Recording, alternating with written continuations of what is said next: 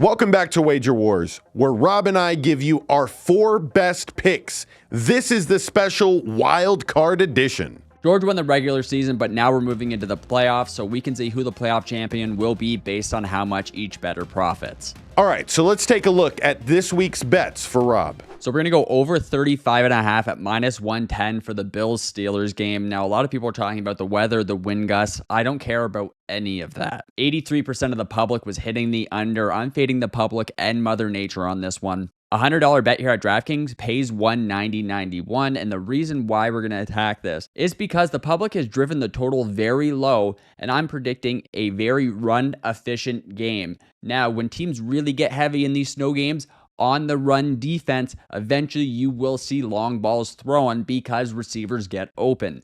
There's going to be lots of unique packages, and we have Josh Allen here, who's a guy that can tear things up, and guess what? TJ Watt not in the game. Now, if you look at the weather here, it doesn't look great, but we're fading that because the public overreacts to this. And there was a report that came out earlier, this game could be moved to Cleveland. My next bet is Rams moneyline at +145. I love Matt Stafford coming into the old stomping grounds, and he's going to get it done. The reason why I think this is the LA Rams have come on hot at the end of the season. I bet them to make the playoffs. That was a great price on that future, something like +175. They just kept winning games. Matt Stafford has something to prove. Him and his wife feel a little disrespected by the jersey ban. No Stafford jerseys in Detroit. I think you're going to see the LA Rams play good defense, good offense, and Detroit kept their starters in last week. They have some key injuries. They're a little tired. LA got to rest. This comes from ScoreBet, and a $100 bet here pays $245. My next bet is on the interception merchant, Joe Flacco. This comes in at -145 at the score. What we're going to attack here is over a half interception. My boy Joe likes to sling them to the other team. He's a big punt passer type of guy. He's trying to get pass interference. He's trying to do a lot of things other than getting it into the receiver's hands. Now, this has paid off for him a lot, but he does throw interceptions. And if we look at the statistics I have up on the screen right now, you're going to see this has a valuable hit rate for us, and he does it consistently. A $100 bet at the score pays $164.52. And my final bet, because we are going into a chilly game in Kansas City, is going to be Tua under 35.5 passing attempts. This comes in at -122. And if you look at the stats on the screen here, maybe the stats don't agree that this is going to happen. But what happens when Tua goes into cold weather is he loses games. He's 0-4. In addition to that, Kansas City is able to do some things on defense,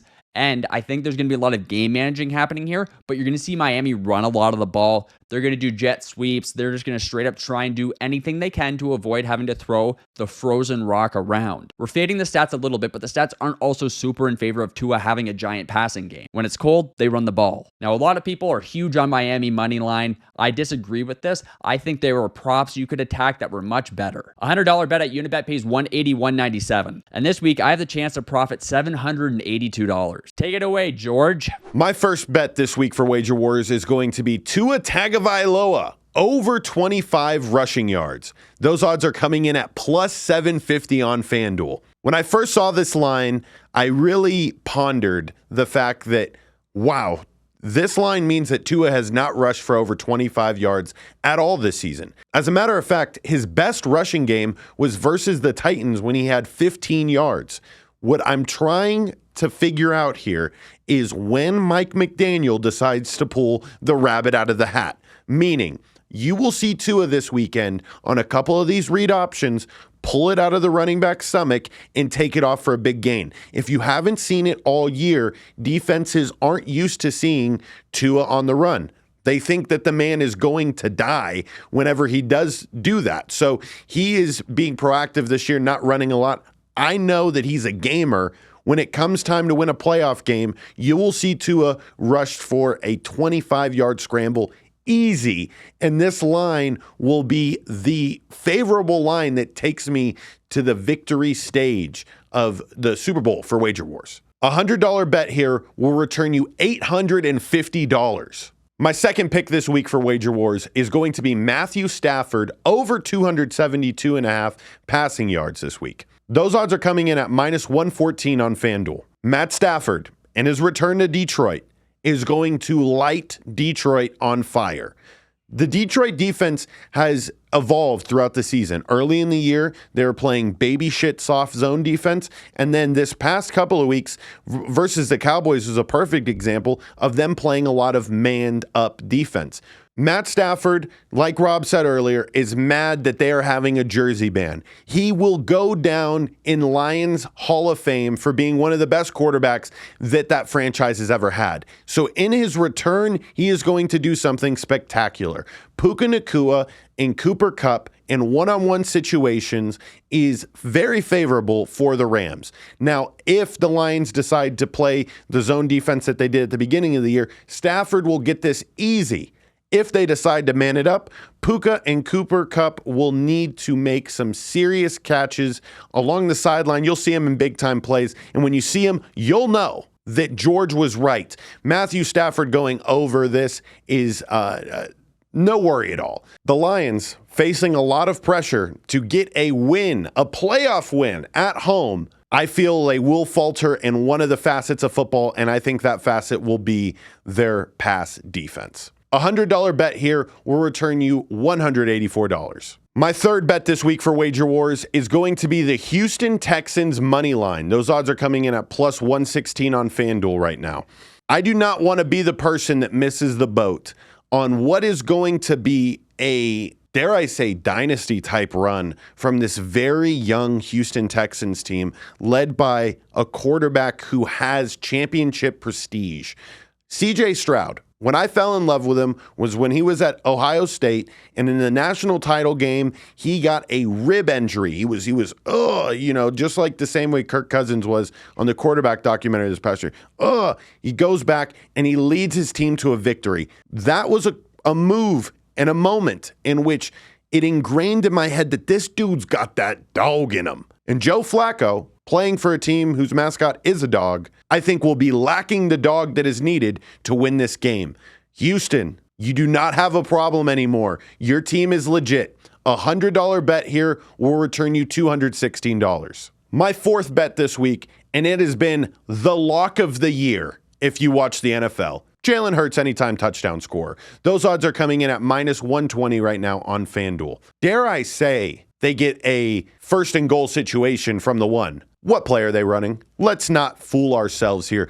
Jalen Hurts in playoff games scores touchdowns. He's a memorable player, and this will just add on to the infinite amount of accolades that he's going to rack up in the rushing department as long as he's quarterback for the Philadelphia Eagles. This is just like the sun coming up every morning. It's just like the alphabet starting with A. It is guaranteed, my friends. This is going to happen. The Buccaneers, though, I was hesitant. I almost picked Buccaneers money line because they are a team that has been playing hot as of recently, and they fit that mold of a wild card team. Well, actually, they won the division, but they were so shitty. You think they're a wild card team that can ride the wave of momentum and make a Super Bowl run. They've been there. And I think they're trying to prove it without Tom. I love Baker Mayfield, but let's just get back to it. Jalen Hurts is going to score a touchdown here. A $100 bet will return you $183.33. I have the potential return this week of $1,437.05. Rob, which game are you going to be glued to this weekend? Yeah, I like super wild card weekend because they've spaced the games out a bit more. We get more space here, so I'm probably gonna watch all of them. I'm really interested to see what happens in the Texans game because I do have the Texans at plus 5,000 to win the Super Bowl, but I also have the Browns at plus 3,000 to win the Super Bowl. The Jags really fucked me by dipping out.